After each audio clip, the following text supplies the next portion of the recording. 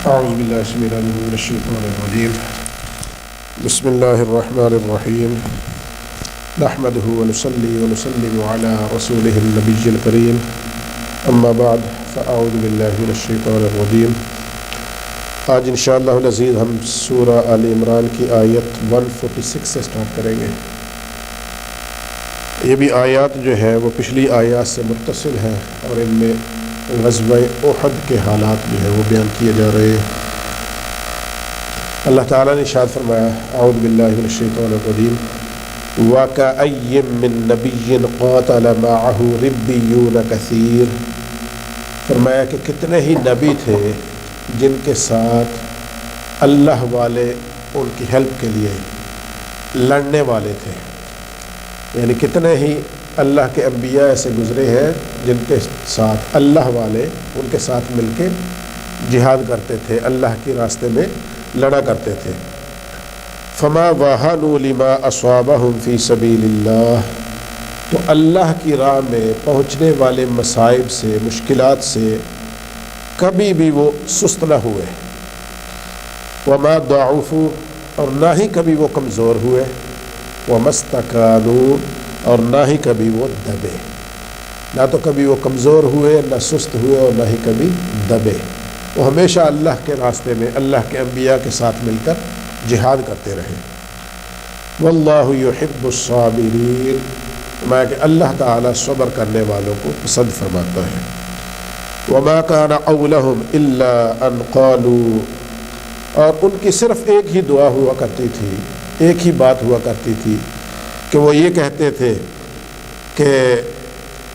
ربنا اغفر لنا ذنوبنا واسرافنا فی امرنا، اے اللہ ہمارے گناہوں کو ہمارے لیے بخش دے، واسرافنا فی امرنا، اور ہماری ایسی زیادتیاں جو ہم نے اپنے کسی کام میں کر لی ہے، جو ہم اپنی حد سے کراس ہوئے ہیں، تو وہ اللہ وہ بھی ہمیں بخش دے، معاف فرما دے۔ وثبت اقدامنا، اور ہمارے قدموں کو مضبوط فرما، ہمیں ثابت قدم رکھ۔ وانصرنا علی القوم الکافرین، اور کافروں کی قوم کے خلاف ہماری مدد فرما، کافروں پر ہمیں فتح نصیب فرما، ہماری مدد فرما ان کے خلاف۔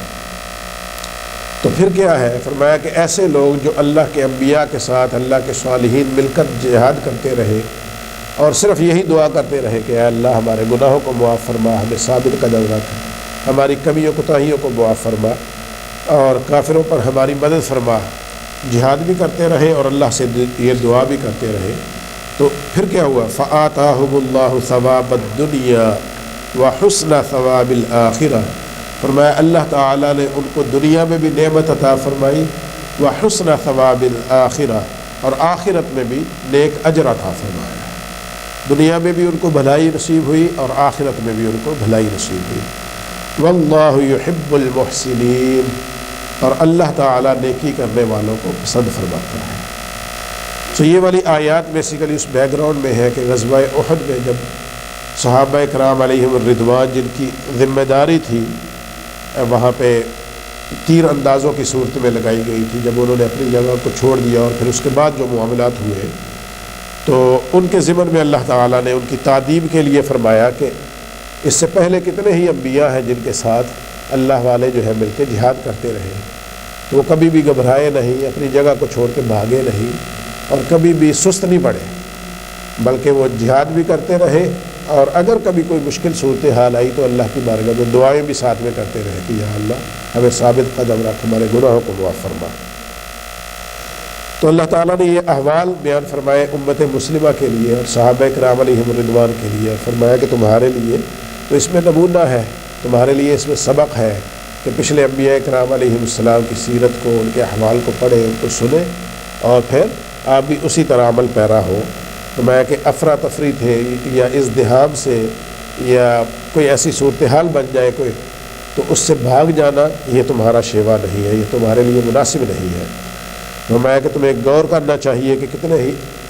صحاب جو ہے وہ پرانے پچھلے انبیاء کرام علیہ السلام کے ساتھ مل کے جہاد کرتے رہے، اور کبھی بھی انہوں نے اپنے اقدام میں، اپنے قدموں میں کبھی بھی لغزش نہیں آنے دی، بلکہ ہمیشہ ثابت قدم رہے۔ اور اگر بعض اوقات ایسا بھی ہوا کہ اگر کوئی اللہ کے نبی جو ہے وہ جہاد کرتے ہوئے شہید ہو گئے تو ان کے ساتھیوں نے ان کے مشن کو جاری رکھا اور ثابت قدمی کے ساتھ لڑتے رہے تاکہ جو پیغام وہ لے کے آئے ہیں وہ پیغام آگے پہنچایا جا سکے۔ تو فرمایا کہ اسی طرح تمہیں بھی کرنا چاہیے، تو کبھی بھی ان پچھلے لوگوں نے کبھی بھی پیٹھ نہیں پھیری بلکہ ثابت قدم رہے۔ تو یہ بیسیکلی ان کے اچھے اعمال کی، پرانی امتوں میں سے اچھے لوگوں کے اچھے اعمال کی اللہ تعالیٰ نے مثال دی ہے تاکہ ہمیں سیکھنے کو ملے۔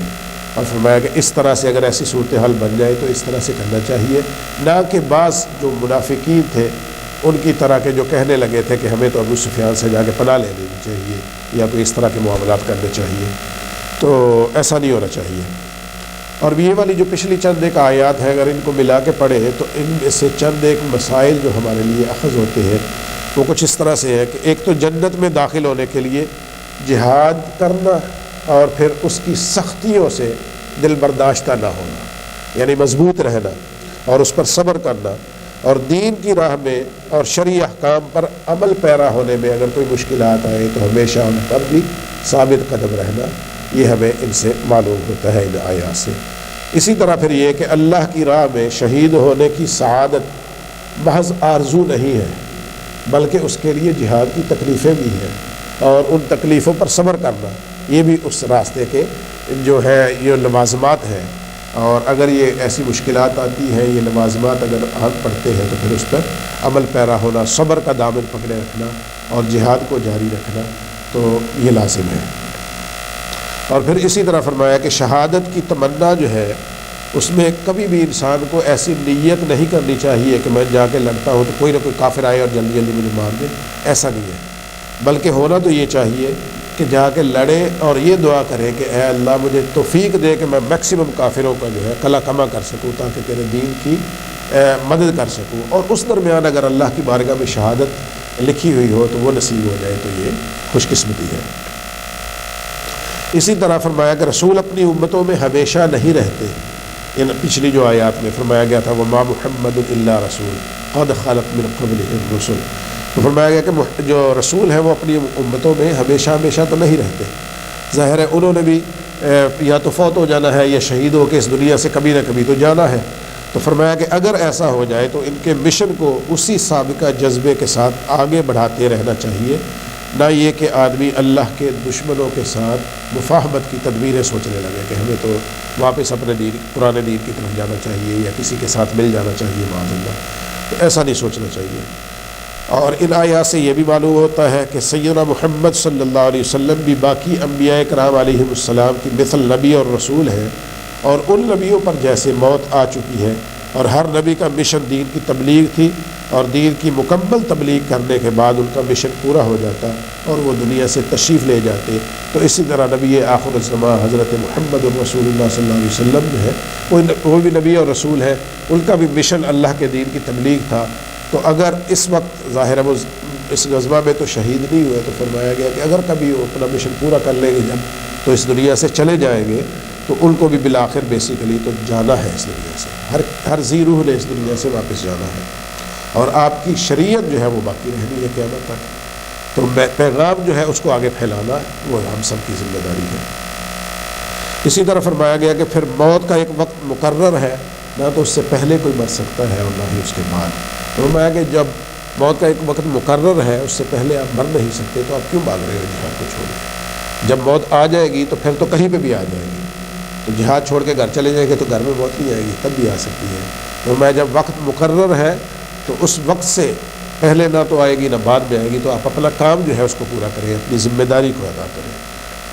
پھر اسی طرح فرمایا کہ ہر شخص جو ہے اس کو اس کی نیت کا پھل ملتا ہے، جو دنیا چاہتا ہے اس کو اپنے مقصود کے مطابق دنیا مل جاتی ہے، اور جو آخرت چاہتا ہے اس کو اللہ تعالیٰ آخرت میں اجر عطا فرماتا ہے۔ اور مسلمانوں کی شان یہ بیان ہوئی ہے کہ وہ اللہ سے یہ دعا کرتے ہیں کہ ربنا آتنا فی الدنیا حسنہ وفی الآخرۃ حسنہ، کہ اے اللہ ہمیں دنیا کی بھی بھلائیاں نصیب فرما اور ہمیں آخرت کی بھلائیاں بھی نصیب فرما۔ تو مسلمان جو ہے وہ دنیا و آخرت دونوں میں بھلائی چاہتے ہیں، اللہ سے اس کی دعا کرتے ہیں۔ پھر اسی طرح اللہ تعالیٰ کی راہ میں جہاد کرنا اور نیکیوں کے لیے کوشش کرنا یہ صرف اس امت کی خصوصیت نہیں ہے، بلکہ یہ پچھلے انبیاء کرام علیہ السلام ان کی امتوں کی بھی یہ روٹین رہی ہے، ان کے بھی یہی معاملات رہے ہیں کہ وہ بھی یہی کام کیا کرتے تھے، اور پھر اس میں اس عمل میں جو تکلیفیں آتی تھیں، مشکلات آتی تھیں، پھر اس پہ صبر بھی کیا کرتے تھے۔ تو یہ ہماری بھی ذمہ داری ہے کہ اگر کچھ مشکل آئے تو ہم بھی اس پر صبر کریں۔ اور فرمایا کہ مصیبت، پریشانی اور دشمنوں کی یورش جب ہو جائے، حملہ ہو جائے یا کوئی ایسی مصیبت آن پڑے، تو پھر اس میں اللہ تعالیٰ کی بارگاہ میں دعا بھی کرتے رہنا چاہیے کہ اللہ ہمیں اب ثابت قدم رکھ اور ہمیں معاف فرما، گناہوں کی معافی بھی مانگتے رہنا چاہیے اور ثابت قدمی کی دعا بھی کرتے رہنا چاہیے۔ اور اسی طرح پھر دعا میں اپنے مقصود کو طلب کرنے کے ساتھ ساتھ پھر گناہوں سے معافی کا طلبگار بھی رہنا چاہیے اور استغفار بھی کرنی چاہیے۔ تو یہ چند ایک مسائل تھے جو پچھلی آیات سے ہمیں ملتے ہیں کہ ہمیں کیا کیا کرنا چاہیے اگر ایسی کوئی صورتحال بن جاتی ہے۔ اسی طرح پھر اس کے بعد اللہ تعالیٰ نے فرمایا، اعوذ باللہ من الشیطان الرجیم، یا ایھا الذین آمنوا ان تطیعوا الذین کفروا یردوکم علی اعقابکم فتنقلبوا خاسرین، کہ اے ایمان والو، اگر ان تطیعوا الذین کفروا، اگر تم کافروں کی اطاعت کرو گے، ان کی پیروی کرو گے، تو پھر کیا ہوگا؟ یردوکم علی اعقابکم، تو تمہیں وہ تمہارے پرانے دین کی طرف لوٹا دیں گے، تمہارے پرانے قدموں کی طرف تمہیں لے جائیں گے، اور کیا ہوگا؟ فتنقلبوا خاسرین، تو تم نقصان اٹھانے والوں میں سے ہو جاؤ گے، تو پھر تمہیں نقصان ہی نقصان ہوگا، یہ تمہارے لیے خسارے کا سودا ہوگا۔ بل اللہ مولاکم، بلکہ اللہ تمہارا مددگار ہے، وہ تمہارا مولا ہے، وَهُوَ خَيْرُ النَّاصِرِينَ، اور وہ سب سے بہتر مدد فرمانے والا ہے۔ میں تم کدھر ابو سفیان کے پاس جائے پناہ ڈھونڈتے ہو، کدھر پرانے دین کی طرف جانے کی سوچتے ہو؟ اللہ تمہارا سب سے زیادہ بہتر مددگار ہے اور وہی سب سے بہتر مدد فرماتا ہے۔ سَنُلْقِي فِي قُلُوبِ الَّذِينَ كَفَرُوا الرُّعْبَ بِمَا أَشْرَكُوا بِاللَّهِ، فرمایا کہ اب القریب ہم کافروں کے دلوں میں رعب ڈال دیں گے، تمہارا مسلمانوں کا رعب ان کے دلوں میں ڈال دیں گے۔ کیوں؟ بما اشرکوا باللہ، اس لیے کہ انہوں نے اللہ کے ساتھ شریک ٹھہرائے ہیں، ما لم ينزل به سلطانا، اور وہ شریک جن کے لیے اللہ تعالیٰ نے ان کو کوئی سند نہیں عطا کی، کوئی ان کے پاس کوئی دلیل نہیں ہے کہ اس کو ہم نے کیوں معبود بنا رکھا ہے، اور اللہ تعالیٰ کی طرف سے ان کے لیے کوئی ایسی سند نہیں ان کے پاس بھیجی گئی، تو انہوں نے خود سے معبود بنا رکھے ہیں۔ تو فرمایا کہ یہ جو شرک کرتے ہیں اس کی وجہ سے اللہ تعالیٰ تمہارا مسلمانوں کا رعب ان کے دلوں میں طاری فرما دے گا۔ وَمَأْوَاهُمُ النَّارُ، اور ان کا ٹھکانہ جہنم ہوگا، آگ ہوگی۔ وَبِئْسَ مَثْوَى الظَّالِمِينَ، اور فرمایا کہ ظالموں کے کیا ہی برا ٹھکانہ ہے، ظالموں کا ٹھکانہ بہت برا ہے۔ وَلَقَدْ صَدَقَكُمُ اللَّهُ وَعْدَهُ إِذْ تَحُسُّونَهُم بِإِذْنِهِ، اور بے شک اللہ تعالیٰ نے تمہارے ساتھ کیا ہوا اپنا وعدہ پورا فرما دیا۔ إِذْ تَحُسُّونَهُم بِإِذْنِهِ، جب جنگ کی ابتدا میں تم اللہ کے اذن کے ساتھ، اس کی اجازت کے ساتھ کافروں کا قتل کر رہے تھے، تم فتح یاب ہو رہے تھے، تو یہی اللہ کا وعدہ تھا کہ تمہیں فتح نصیب فرمائے گا۔ حتیٰ اذا فشلتم، یہاں تک کہ جب پھر تم نے بزدلی دکھائی، وتنازعتم فی الامر، اور رسول اللہ صلی اللہ علیہ وسلم کا حکم ماننے کے بارے میں تم آپس میں منازعت کرنے لگے، جھگڑا کرنے لگے، آرگیو کرنے لگے۔ وعصیتم من بعد ما اراکم ما تحبون، اور اپنی پسندیدہ چیز یعنی مال غنیمت کو دیکھنے کے بعد تم نے نافرمانی کی، تو مال غنیمت کو تم نے مقدم جانا، اس کی طرف چل پڑے، تو اللہ اور اس کے رسول کے احکامات کو تم نے پس پشت ڈال دیا۔ مِنْكُم مَن يُرِيدُ الدُّنْيَا، فرمایا کہ تم میں سے بعض ایسے ہیں جو دنیا کا ارادہ رکھتے ہیں، وَمِنْكُم مَن يُرِيدُ الْآخِرَةَ، اور تم میں سے بعض ایسے ہیں جو آخرت کا ارادہ رکھتے ہیں، آخرت کی طلب کرتے ہیں، چاہت رکھتے ہیں۔ وَاللَّهُ ذُو فَضْلٍ عَلَى الْمُؤْمِنِينَ ثُمَّ صَرَفَكُمْ عَنْهُمْ لِيَبْتَلِيَكُمْ، پھر اللہ تعالیٰ نے ان سے تم کو پھیر لیا، الگ کر لیا، لِيَبْتَلِيَكُمْ، تاکہ تمہیں آزما لے، تمہاری آزمائش فرما لے۔ وَلَقَدْ عَفَا عَنْكُمْ، اور پھر اللہ تعالیٰ نے تمہیں معافی فرما دیا۔ یہ جو تم سے غلطی ہوئی، لغزش ہوئی، تو فرمایا کہ اس پر اللہ تعالیٰ نے تمہیں معاف بھی فرما دیا۔ واللہ ذو فضل علی المؤمنین، اور اللہ تعالیٰ بہت فضل کرنے والا ہے مومنوں پر، تو اللہ تعالیٰ کا بہت بڑا فضل ہے۔ اذ تسعدون ولا تلوون علی احد اور پھر جب تم چڑھتے ہی جا رہے تھے ولا تلوون علی احد، اور پیٹھ پھیر کر تم کسی کو دیکھ بھی نہیں رہے تھے۔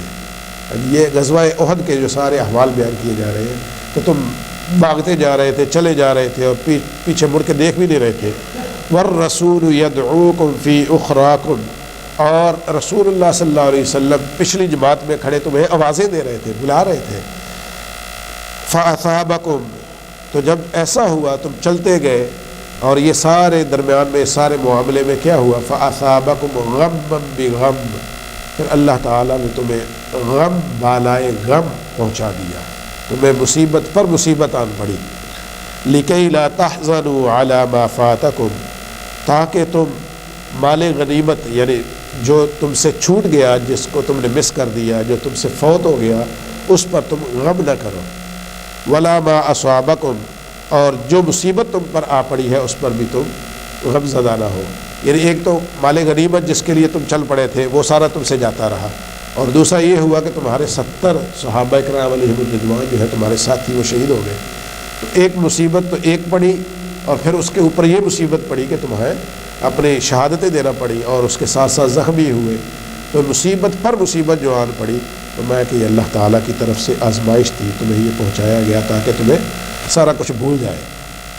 واللہ خبیر بما تعملون، اور اللہ تعالیٰ تمہارے کاموں کی خوب خبر رکھنے والا ہے، اللہ تعالیٰ تمہارے سب معاملات کو خوب سمجھنے والا ہے، جانتا ہے۔ تو اب یہ والی چیزیں جو ہے ان آیات میں، یہ والی جو آیات ہے ان میں ہمیں سب سے پہلا جو حکم دیا گیا وہ یہ ہے کہ آپ کافروں کی کبھی بھی اتباع نہ کریں، ان کی پیروی نہ کریں، ان کے پیچھے نہ چلیں، کیونکہ ان کی ہمیشہ پہلی اور آخری کوشش یہی ہوتی ہے کہ تمہیں واپس دوسرے غلط دین کی طرف لے جائیں۔ اگر کوئی شخص اس دین سے کنورٹ ہو کے ادھر آیا ہے تو وہ ان کی کوشش ہوتی ہے کہ واپس اپنے پرانے دین کی طرف چلا جائے، اور اگر کوئی مسلمان ان کی باتیں مانے گا، ان کے ساتھ بیٹھے گا، تو چانسز ہوں گے کہ وہ کوشش کریں گے کہ ان کو گمراہ کر کے معاذ اللہ ادھر لے جائیں۔ تو فرمایا کہ ان کے ساتھ تم اپنے معاملات کو ان کی کبھی بھی اطاعت نہ کرو، ان کی پیروی نہ کرو۔ دین کے معاملات میں تو بالکل پیروی، ہاں ویسے جیسے جابز ہیں، جیسے یہاں پہ مل جل کے رہتے ہیں تو اس میں کوئی حرج نہیں ہے، لیکن دین کے معاملات میں اگر کہہ دیں جی ٹھیک ہے نماز اپنا پڑھے کیا ہے، باقی لوگ بھی تو نہیں پڑھتے ہیں، روزہ نہ رکھے تو کیا ہے، آپ تو اتنا لمبا کیسے روزہ رکھ لیں گے، یہ وسوسہ ڈالنے کے طریقے ہیں مختلف۔ تو وہ اس طرح کر کر کے آپ کو دین سے جب دور کرے تو ایسے لوگوں سے ہمیں ہمیشہ بچ کے رہنا چاہیے، ان کی اطاعت نہیں کرنی چاہیے۔ تو اسی طرح پھر فرمایا کہ اللہ تعالیٰ نے انبیاء سابقین علیہم السلام کے متبعین کے آثار صالحہ پر چلنے کی بھی تلقین فرمائی، جو بھی ہم نے پڑھا کہ ان کے نقش قدم پر چلنے کی، کہ جو جو اچھے کام انہوں نے کیے ہیں تو اس طرح سے آپ بھی کریں، اور مشرکین مکہ کے نقش قدم پر نہ چلیں، تو کیونکہ ان کے نقش قدم پر چلیں گے تو آپ ہمیشہ نقصان اٹھائیں گے۔ اب چونکہ جنگ کا پانسا پلٹ گیا تھا اور رسول اللہ صلی اللہ علیہ وسلم کی شہادت کی خبر پھیل چکی تھی، تو پھر بعض جو منافقین تھے وہ ابو سفیان کے پاس جانے کا سوچ رہے تھے، بعض صحابہ کرام ڈر کے وہ بھی بھاگے جا رہے تھے۔ تو فرمایا اور ان کی پھر مذمت کے لیے، جو منافقین تھے بالخصوص، ان کی مذمت کے لیے بتایا گیا کہ اگر ایسا کرو گے تو وہ تو تمہیں دوسرے دین کی طرف لے جائے گے، اور صحابہ کرام کو بھی بتایا گیا کہ کبھی بھی ایسا مت کرنا، اور اگر ایسا کرو گے تو پھر کیا ہوگا، وہ تمہیں اپنے پرانے دین کی طرف واپس لے جائیں گے،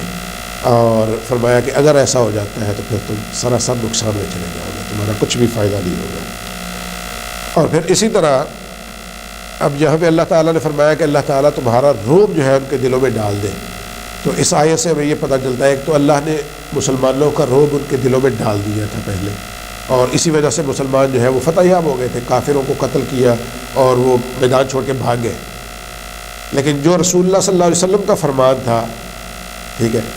وہ جب مسلمانوں نے چھوڑا، اس جگہ سے ہٹ گئے جہاں سے منع کیا گیا تھا، فرمایا تھا کہ فتح ہو یہ شکست تم لوگوں نے اس جگہ سے نہیں ہٹنا۔ تو جیسے ہی وہ ہٹے، مال غنیمت کی طرف آئے، تو پھر کیا ہوا کہ کافروں نے واپس پلٹ کے تو ان کا روب نکال دیا گیا ان کے دلوں سے، کیونکہ مسلمانوں نے اللہ تعالیٰ کے پیارے حبیب صلی اللہ علیہ وسلم کے حکم کی نافرمانی کی تھی، تو وہ جو روب ان کے دلوں میں تھا اس کو نکال لیا گیا۔ تو انہوں نے جیسے ہی پلٹ کے حملہ کیا تو پھر مسلمانوں کو شدید نقصان پہنچا۔ اس آیت کا ایک مفہوم یہ ہے، اور ایک یہ بھی ہے کہ یہ جو کفار جو ہے،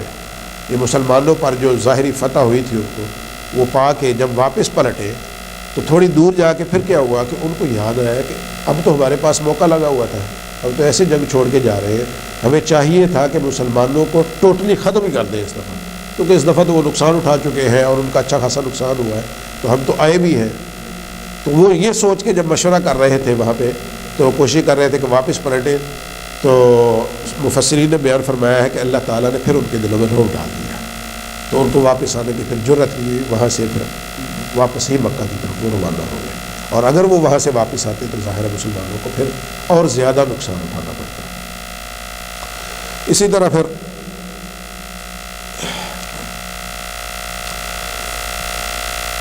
اللہ تعالیٰ نے جو فرمایا کہ ثم صرفکم عنہم لیبتلیکم، کہ پھر اللہ تعالیٰ نے تم کو ان سے پھیر لیا تاکہ وہ تمہیں آزما لے، تو اس کے بارے میں یہ ہے کہ احد پہاڑ پر جو صحابہ کرام علیہم الرضوان جن کی ذمہ داری تھی،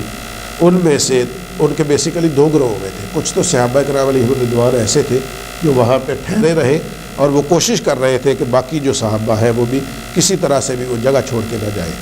ٹھیک ہے۔ تو اب کیا ہوا کہ کچھ جو صحابہ، ایک گروہ جو ہے مال غنیمت کی طرف جب چل پڑا، تو دوسرا گروہ اپنی جگہ پہ قائم رہا، اور جو اپنی جگہ پہ قائم رہا تو جیسے ہی واپس حملہ ہوا، اگر وہ اسی جگہ پہ ایگزیکٹلی رہتے یہاں پہ ان کی ذمہ داری لگائی گئی تھی، تو بالکل بلا وجہ ہی شہید کر دیا، کیونکہ تھوڑے تھے اور کفار جو ہے وہ زیادہ۔ تو یہ جو گروہ تھا، اللہ تعالیٰ نے فرمایا ثم صرفکم عنہم، اللہ تعالیٰ نے تم کو ان سے پھیر لیا، تو یہ اس جگہ سے ہٹ کے کسی بہتر جگہ پہ چلے گئے، یہاں پہ جا کے انہوں نے پھر خوب ان کا مقابلہ کیا، یہاں تک کہ بعض شہید ہو گئے اور بعض نے واپس کافروں کو قتل بھی کیا۔ تو یہ سوچ، اسی طرح رسول اللہ صلی اللہ علیہ وسلم جو ہے ان کے بارے میں بھی ہے کہ ان کو بھی اللہ تعالیٰ نے اپنی جگہ سے پھیر لیا، مطلب وہ بھی ایک محفوظ مقام کی طرف چلے گئے اور وہاں پہ جا کے پھر آپ ٹھہرے رہے اور صحابہ کرام علیہم الرضوان آپ کے گرد جمع ہو گئے۔ تو یہ ہے اس کا مطلب کہ تمہیں ان سے پھیر لیا۔ اسی طرح پھر یہ بھی ہے، اور یہ تقریباً بیان کر دیا ہے، ایک یہ ہے کہ اللہ تعالیٰ نے تم کو ان سے پھیر لیا، کہ اس کا مطلب یہ ہے کہ جب کفار تم پر غلبہ پا چکے تھے تو اللہ تعالیٰ نے، اور جب تم نے بیسیکلی اپنی تھوڑی سستی دکھائی، بزدلی دکھائی یا نافرمانی کی، تو اللہ تعالیٰ نے تم کو شکست میں پھیر دیا، مبتلا کر کے تم کو ان سے پھیر لیا، یعنی تمہارا جو غلبہ تھا اس کو شکست میں بدل دیا۔ تو ایک پھیرنے کا یہ بھی مطلب ہے۔ اور یہ پھر اس کے بعد فرمایا کہ اللہ تعالیٰ نے فرمایا کہ بے شک اللہ تعالیٰ نے تم کو معاف فرما لیا، وَلَقَدْ عَفَا عَنْكُمْ، اللہ تعالیٰ نے تم سب کو معاف فرما دیا۔ اب یہاں پہ انہوں نے اگرچہ کسی صحابی نے دعا نہیں مانگی تھی کہ یا اللہ ہمیں معاف فرما، تو بعض اوقات ایسا بھی ہے کہ اللہ تعالیٰ تمہارے مانگنے سے پہلے تمہیں خود سے معاف فرما دیتے ہیں، یہ اللہ تعالیٰ کی رحمت ہے، جس کو چاہے جب چاہے معاف فرما دے۔ تو اب جب اللہ تعالیٰ نے قرآن پاک میں یہ والی آیت نازل فرما دی کہ وَلَقَدْ عَفَا عَنْكُمْ، کہ اللہ تعالیٰ نے ان سب کو معاف فرما دیا، تم سے عفو درگزر سے کام لیا، تو اس کے بعد اگر کوئی یہ کہے کہ معاذ اللہ ان صحابہ نے یہ کر دیا وہ کر، بعض لوگ کہتے ہیں کہ اس طرح، تو ان کی شان میں گستاخی کرنا کسی طرح بھی جائز نہیں ہے۔ صرف قرآن پاک کا ترجمہ اور تفسیر جو ہے as per meaning of the words, اس کو بیان کرنے میں حرج نہیں ہے، کیونکہ قرآن پاک تو ہم پڑھیں گے، ظاہر ہے اس کو پڑھیں گے تو وہی الفاظ آئیں گے، معانی آئیں گے، لیکن ان کی توہین کے لیے کہ معاذ اللہ یہ فلاں فلاں صحابی تھے وہ چھوڑ کے بھاگ گئے اور معاذ اللہ اس طرح سے بعض لوگ کرتے ہیں، تو وہ ان کی شان کے خلاف ہے۔ اور قرآن پاک کے حکم، قرآن پاک میں اللہ تعالیٰ نے فرما دیا کہ اللہ نے تمہیں معاف فرما دیا ہے، جب معاف کر دیے گئے ہیں تو اب ان کے بارے میں کچھ کہنا غلط ہے۔ اسی طرح پھر فرمایا کہ وَالرَّسُولُ يَدْعُوكُمْ فِي أُخْرَاكُمْ، اس کے بارے میں فرمایا کہ حضرت حسن بیان کرتے ہیں کہ جنگ احد میں جب مسلمان دشمن سے شکست کھا گئے تو وہ وادی میں مسلسل بھاگتے جا رہے تھے، دوڑتے جا رہے تھے اپنی جگہ کو چھوڑ کے، وہ بالکل اسی طرح۔ اور امام حضرت قتادہ بیان کرتے ہیں کہ جنگ احد کے دن مسلمان وادی میں بھاگے جا رہے تھے اور رسول اللہ صلی اللہ علیہ وسلم ان کو پیچھے سے پکار رہے تھے کہ اے اللہ کے بندو میری بات سنو، اے اللہ کے بندو میرے پاس آ جاؤ۔ تو رسول اللہ صلی اللہ علیہ وسلم واپس پکار رہے تھے اور صحابہ کرام جو ہے وہ بھاگتے جا رہے تھے۔ تو یہ چند ایک چیزیں ہیں اس کے ضمن میں جو ابھی، اور ایک ہی اس کی تفسیر یہ بھی ہے غم بعد غم کی، کہ غم بالائے غم اس کو کہہ لیں، یا ایک مصیبت پر مصیبت آن پڑنا۔ اور اس کی تفسیر یہ ہے کہ جنگ احد میں ان کو بہت سے غموں نے آ کے گھیر لیا تھا۔ وہ کیا کیا تھے؟ جانی نقصان ان کو آیا، مالی نقصان ان کا ہوا، ٹھیک ہے، مسلمانوں کو جو ہزیمت اٹھانی پڑی اس کا غم تھا، ٹھیک ہے، رسول اللہ صلی اللہ علیہ وسلم کا چہرہ مبارک زخمی ہوا اس کا غم تھا، آپ کے دندان مبارک شہید ہو گئے اس کا غم تھا، پھر رسول اللہ صلی اللہ علیہ وسلم کی شہادت کی خبر پھیل گئی، یہ بہت بڑا غم تھا، سب سے بڑا غم تو یہی تھا، اور مسلمانوں سے جو حکم عدولی ہوئی تھی، ٹھیک ہے، اس کی پیشمانی تھی، وہ غم تھا، اور پھر اس پر یہ بھی غم تھا کہ اس پر مواخذہ ہوگا، تو یہ بھی غم تھا، اور حکم کے ماننے میں جو اختلاف ہوا اور تنازع ہوا یہ بھی غم تھا، اور مال غنیمت ہاتھ سے نکل جانے کا یہ بھی غم تھا، اور پھر اسی طرح ابو سفیان نے جو پلٹ کر حملہ کیا اور مسلمانوں میں بھگدڑ مچی اور پھر ان میں شہادتیں ہوئی تو یہ بھی غم تھا، اور مسلمانوں کے جو عزیز و اقربا جن کے شہید ہو گئے وہاں پہ ان کو اپنا غم تھا، تو یہ سارے غم جو ہے اللہ تعالیٰ نے فرمایا بعض صحابہ کرام علیہم الرضوان کی لاشوں کا مثلا کیا گیا ہے، آقا کریم صلی اللہ علیہ وسلم کے چچا کا حضرت امیر حمزہ رضی اللہ تعالیٰ عنہ کی لاش کا مثلا کیا گیا، اور یہ ہوتا تھا کہ جسم سے اعضاء کو نکال لیا جاتا تھا اور پھر باڈی کو جو ہے ناقابل شناخت بنا دیا جاتا تھا، معاذ اللہ اتنا ظلم کیا جاتا تھا، تو یہ مثلا کیا گیا، فرمایا کہ یہ بھی غم تھا، اور اس طرح یہ اتنے سارے غم جمع کر دیے گئے، فرمایا غم بعد غم، کہ غم بالائے غم تم پہ ڈال دیے گئے تاکہ تم اپنی پچھلی چیزوں کو بھول جاؤ اور آئندہ کبھی ایسی صورتحال ہو، آج تو یہ کر دیا گیا تاکہ آئندہ کبھی ایسی صورتحال آ جائے تو تمہیں پتہ ہو کہ اس کا سامنا کیسے کرنا ہے، دوبارہ سے یہ ایسی صورتحال تمہاری طرف سے وقوع پذیر نہ ہو اور تم عادی ہو جاؤ ان مصیبتوں کے۔ تو یہ چند ایک چیزیں ہیں، ان میں سے ایک یہ بھی ہے کہ شروع میں جب مسلمان بھاگے جا رہے تھے تو حضرت کعب بن مالک رضی اللہ تعالی عنہ انہوں نے رسول اللہ صلی اللہ علیہ وسلم کو دیکھا، جب شہادت کی خبر پھیل گئی تھی تو مسلمان عجیب بھگدڑ کی صورتحال میں تھے، تو انہوں نے رسول اللہ صلی اللہ علیہ وسلم کو جب دیکھا تو انہوں نے پھر آواز لگانا شروع کی، انہوں نے کہا کہ اللہ کے پیارے حبیب صلی اللہ علیہ وسلم وہ زندہ و جاوید موجود ہے تو تم بھاگنا چھوڑ دو اور آقا کریم صلی اللہ علیہ وسلم کی طرف آ جاؤ،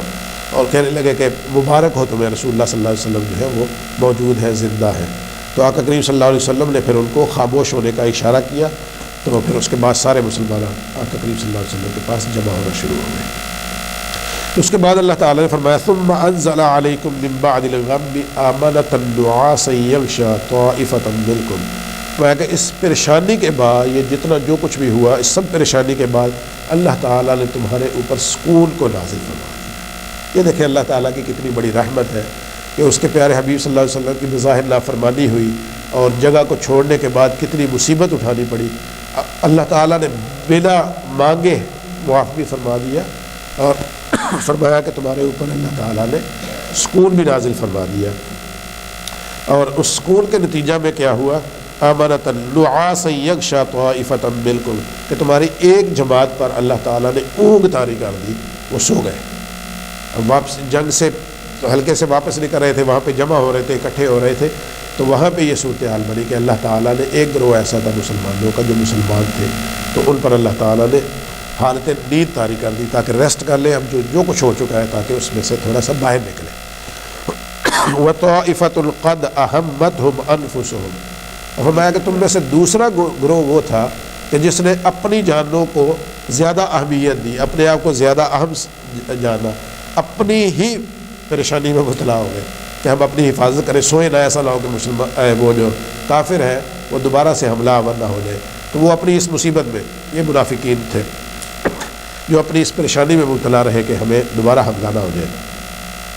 اور فرمایا کہ یہ کون سا گروہ تھا، فرمایا یظنون باللہ غیر الحق ظن الجاہلیہ، کہ جاہلیت والے گمان اللہ تعالیٰ کے بارے میں کر رہے تھے کہ اللہ تعالیٰ معاذ اللہ شاید ہماری ہیلپ نہیں کرے گا، مدد نہیں فرمائے گا، ہماری حفاظت نہیں فرمائے گا، تو ان کو یہ تھا کہ ہم جاگ کے رہیں، ایکٹیو رہیں تاکہ ہم اپنی حفاظت خود کر سکیں، تو اللہ تعالیٰ نے فرمایا کہ اللہ کے بارے میں زمانہ جاہلیت والے طرح طرح کے گمان کر رہے تھے، تو فرمایا کہ یہ گروہ جو ہے اس کو پیس نہیں ملا، ان کو سکون نہیں ملا، نہ ان کو نیند آئی، یہ اپنے بارے میں اللہ کے بارے میں چونکہ غلط گمانی کر رہے تھے، بدگمانی کر رہے تھے، تو اس وجہ سے اپنی ہی مصیبت میں پھر پڑے رہے۔ یقولون هل لنا من الامر من شیء، اور پھر یہ کہہ رہے تھے کہ کیا اس معاملے میں ہمارا بھی کوئی اختیار ہے، قل ان الامر كله للہ، فرمایا کہ اے محبوب صلی اللہ علیہ وسلم آپ فرما دیجئے کہ سب معاملہ جو ہے، سب امر جو ہے وہ اللہ ہی کا ہے، سب کا سب حکم اللہ ہی کا ہے، اسی کا اختیار ہے۔ یخفون فی انفسہم ما لا یبدون لک، اللہ تعالیٰ نے فرمایا کہ اے محبوب صلی اللہ علیہ وسلم یہ جو ہے نا دوسرا گروہ، فرمایا کہ یہ اپنے دلوں میں بہت سی چیزیں ایسی ہیں جن کو چھپاتے ہیں جو آپ پر ظاہر نہیں کرتے۔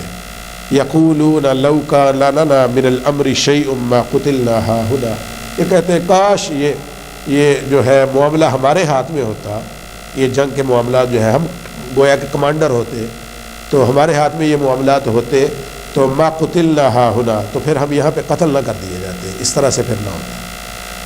قل لو کنتم فی بیوتکم لبرز الذین کتب علیہم القتل الی مضاجعہم، تو فرمایا کہ ان کو فرما دیجئے کہ جن کا قتل ہونا لکھ دیا گیا ہے اگر تم اپنے گھروں میں بھی ہوتے تو تب بھی قتل کر دیا جاتا۔ تو جس کا قتل ہونا لکھ دیا گیا ہے وہ چاہے گھر میں ہو چاہے میدان میں ہو، جہاں کہیں پہ بھی ہو اس نے قتل ہو کے رہنا ہے۔ وَلِيَبْتَلِيَ اللَّهُ مَا فِي صُدُورِكُمْ، میں یہ اس لیے ہوا تاکہ اللہ تعالیٰ تمہارے دلوں کی باتوں کو آزما لے، تمہیں اچھی طرح آزما لے۔ وَلِيُمَحِّصَ مَا فِي قُلُوبِكُمْ، اور جو تمہارے دلوں میں ہے اس سب کو ظاہر فرما دے، جو وسوسے ہیں اندیشے ہیں تمہارے دلوں میں ہر چیز کو سامنے کھول کے رکھ دے۔ واللہ علیم بذات الصدور، میں اللہ تعالیٰ سینوں میں چھپے ہوئے رازوں کو بھی جاننے والا ہے، جو کچھ تمہارے دلوں میں چھپا ہوا ہے سب کو جاننے والا ہے۔ ان الذین تولوا منکم یوم التقى الجمعان، میں بے شک جس دن دو فوجیں ایک دوسرے کے بالمقابل ہوئی، انما استزلهم الشیطان ببعد ما کسبوا، اس دن جو لوگ تم میں سے پھر گئے تھے ان کے بعض کاموں کی وجہ سے شیطان ہی نے ان کے قدموں کو اکھاڑ دیا، ان میں لغزش ڈال دی۔ وَلَقَدْ عَفَى اللَّهُ عَنْهُمْ، بیسیکلی یہ پھر وہی بیک ٹو جو تیر انداز تھے ان کا بیان کیا گیا کہ بعض لوگ جو ہے جنہوں نے جب دو فوجیں آمنے سامنے ہوئی تو اپنی ہی وجہ سے جن لوگوں نے شیطان کی طرف دیکھا، یعنی بیسیکلی مال غنیمت کو جنہوں نے ترجیح دی، فرمایا کہ شیطان کی وجہ سے پھر ان کے قدم اکھڑ گئے۔ تو وَلَقَدْ عَفَى اللَّهُ عَنْهُمْ، اللہ تعالیٰ نے ان سب کو معاف فرما دیا۔ إِنَّ اللَّهَ غَفُورٌ رَحِيمٌ، بے شک اللہ تعالیٰ بخشنے والا اور رحم فرمانے والا ہے۔ تو اللہ تعالیٰ نے بار بار ان کی بخشش کا دیکھے کہ ذکر کیا ہے، تو اس کے بعد بھی اگر کچھ لوگ ایسے ہیں جو ان صحابہ کرام علیہم الرضوان اور ان مقدس ہستیوں پر طعن کرتے ہیں تو یہ ان کے شایان شان نہیں ہے، کسی مسلم کے لائق نہیں ہے کہ اللہ کے پیارے حبیب صلی اللہ علیہ وسلم کے ان ساتھیوں کے بارے میں جن کو اللہ نے معاف فرما دیا۔ اور ایک دوسرا گروہ بھی ہے جس کو اللہ تعالیٰ نے خود سے واضح فرما دیا کہ وہ بیسیکلی اندر سے منافق تھے، وہ چاہتے تھے کہ ہمیں اختیار مل جائے اور یہ ہو جائے، وہ الگ گروہ ہے۔ لیکن جو مسلمان ہیں جن سے غلطی ہوئی، فرمایا کہ ان کو اللہ تعالیٰ نے آلریڈی معاف فرما دیے ہیں۔ سو یہ چند ایک آیات تھی جو آج کہ ہمارے درس میں غزوہ احد کے ضمن میں تھی۔ اللہ تعالیٰ سے تو دعا ہے کہ اللہ تعالیٰ ہمیں قرآن پاک کا صحیح فہم نصیب فرمائے، اس کو پڑھنا نصیب فرمائے، اس پر عمل پیرا ہونا بھی نصیب فرمائے۔ بسم اللہ الرحمن الرحیم، اللہم صلی علی سیدنا و شفیعنا مولانا محمد وعلی آلہ وصحبہ وبارک وسلم۔ ربنا تقبل منا انك انت السميع العليم وتب علينا انك انت التواب الرحيم۔ ربنا آتنا في الدنيا حسنة وفي الآخرة حسنة وقنا عذاب النار۔ ربنا اغفر لنا ذنوبنا وكفر عنا سيئاتنا وتوفنا مع الأبرار۔ یا الہ العالمین، قرآن پاک جو ہم نے تلاوت کی ہے، جن آیات کی اس کا ترجمہ پڑھا، اس کی تفسیر پڑھی ہے، میرے مولا سب کو اپنی بارگاہ میں شرف قبولیت عطا فرما۔ اس میں جو کچھ بھی صحیح کہا گیا، پڑھا گیا، سنا گیا ہے میرے مولا وہ سب تیری طرف سے تھا، میرے مولا اس کو قبول و منظور فرما۔ اور اگر کوئی کمی کوتاہی ہوئی ہے، کوئی نقص ہوا ہے میرے مولا، یہ ہمارے نفس اور شیطان کی طرف سے تھا، اس سے ہمیں معاف فرما۔ اور یا الہ العالمین، ہم سب کو ہمیشہ قرآن پاک کی تلاوت کرتے رہنے کی توفیق عطا فرما، اور پھر اس کو پڑھ کر اس کو سمجھنے کی بھی توفیق عطا فرما، اور سمجھ کر پھر اس پر عمل پیرا ہونے کی بھی توفیق عطا فرما۔ یا الہ العالمین، قرآن پاک کے احکام پہ ہمیں عمل پیرا ہونے کی توفیق عطا فرما، اس میں جو منہیات ہیں ان سے ہمیں رکنے کی توفیق عطا فرما۔ یا الہ العالمین، قرآن پاک کو ہمارا اوڑھنا اور بچھونا بنا دے، ہمیں دن رات اس کی تلاوت کی توفیق عطا فرما، اور اس کے نور سے ہمارے سینوں کو منور فرما، اس کے نور سے ہمارے چہروں کو منور فرما، قرآن پاک کے نور سے ہماری یہ دنیا منور فرما، اور قرآن پاک کے نور سے ہماری آخرت منور فرما۔ قرآن پاک کو قیامت والے دن ہمارا شفیع بنا، جنت میں اس کو ہمارا ساتھی بنا، قبر میں اس کو ہمارا مونس و مددگار بنا۔ یا الہ العالمین، ہمارے بچوں میں، ہماری فیملیز میں قرآن پاک کا نور جاری و ساری فرما۔ ہماری بہنیں باجیوں پر موجود ہیں ان کو بھی قرآن پاک کا نور عطا فرما یا الہ العالمین۔ جتنے بھی حاضرین و حاضرات ہیں سب کو قرآن پاک کا نور عطا فرما، سب کی دینی دنیاوی نیک جائز خواہشات کو پورا فرما، سب کی مشکلات کو حل فرما، سب کی پریشانیوں کو دور فرما۔ میرے مولا قرآن پاک کے نور کا صدقہ، اس کی تلاوت کا صدقہ میرے مولا ہمارے والدین میں سے، اعزاء و اقارب میں سے، دوست احباب میں سے جو بھی اس دنیا سے جا چکے ہیں ان سب کی بخش و مغفرت فرما، سب کی قبروں کو جنت الفردوس کے باغ بنا، آقا کریم صلی اللہ علیہ وسلم کی ساری امت مرحومہ کی بخش و مغفرت فرما، اور ہمارے والدین میں سے، اعزاء و اقارب میں سے میرے مولا جو بھی بیمار ہے سب کو صحت و سلامتی عطا فرما، بالخصوص ہمارے والدین کا سایہ ہمارے لیے سلامت رکھ اور ہمیں ان کی خدمت کی بھی توفیق عطا فرما یا الہ العالمین۔